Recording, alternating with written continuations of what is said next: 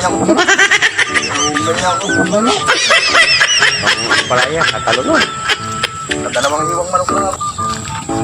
Talaga yan, ayun o. Napakaganda ng palaya pagkat yung umulan. Fresh na fresh.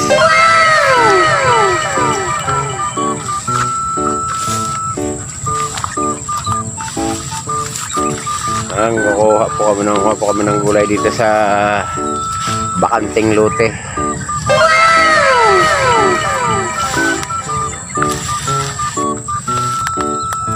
Dahil pong ang palaya oh.